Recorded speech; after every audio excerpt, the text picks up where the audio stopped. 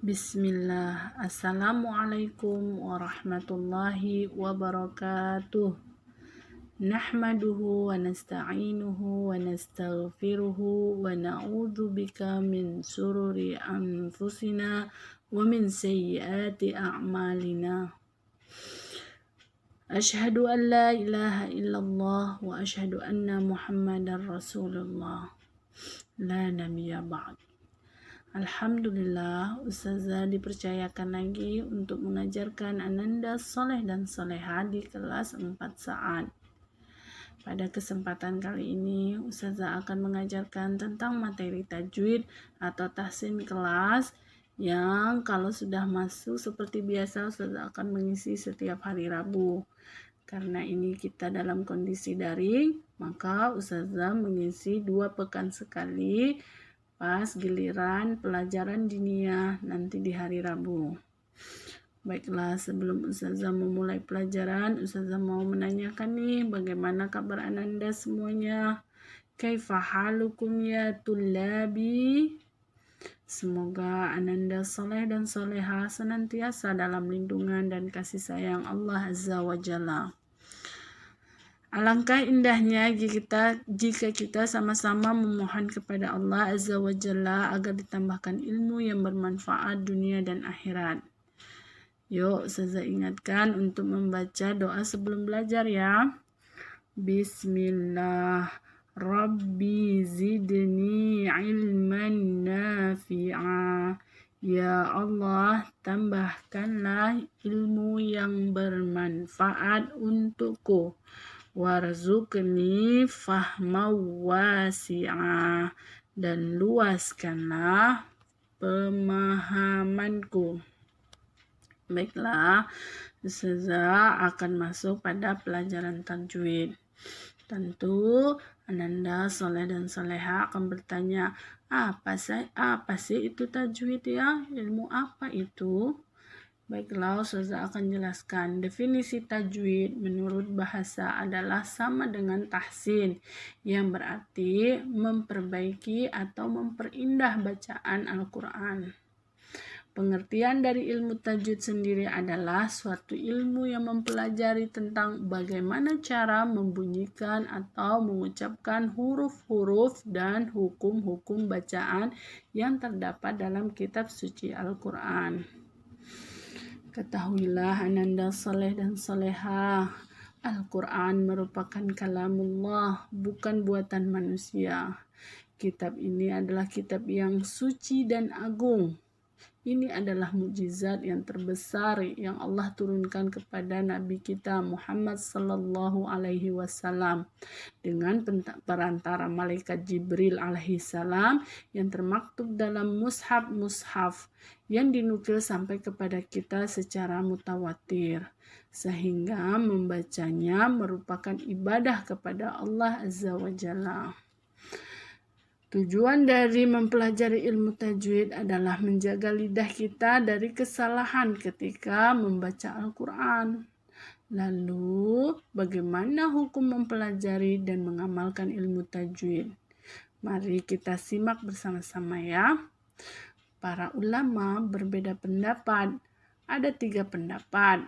Pendapat yang pertama adalah mewajibkan, bahwa ini hukumnya wajib, sesuai dengan dalil pada surat yang ke-73, yaitu surat Al-Muzammil ayat keempat.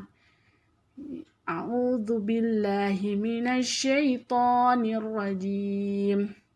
Warattilil Qur'ana tartila, dan bacalah Al-Quran itu dengan tartil. Nah, berdasarkan ayat tersebut, setiap orang yang membaca Al-Quran maka hukumnya wajib untuk mempelajari tajwid, ya. Nah, pada pendapat yang kedua adalah tidak wajib. Alasan pendapat ulama yang tidak mewajibkan ini karena mereka mengatakan hal ini memberatkan kaum muslimin.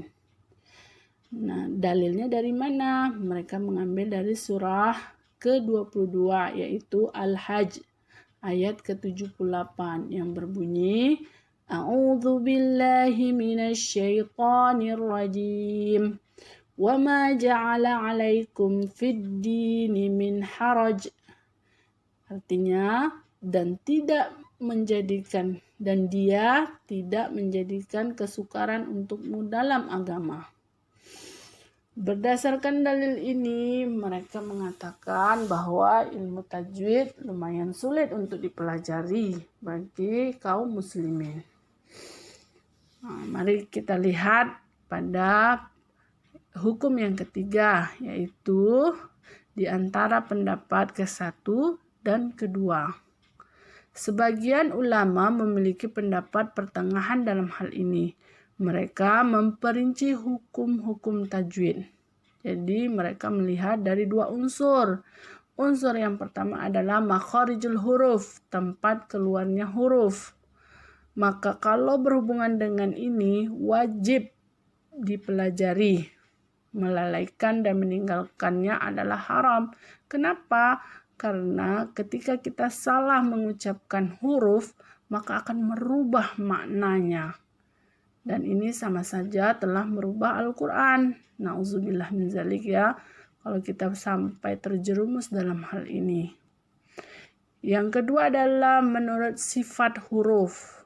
Sifat-sifat huruf ya, huruf mempunyai sifat-sifat. Nah, ini dibagi 2 kategori, yaitu sifat wajib dan sifat penghias. Nah, dari 2 hal ini diambil kesimpulan.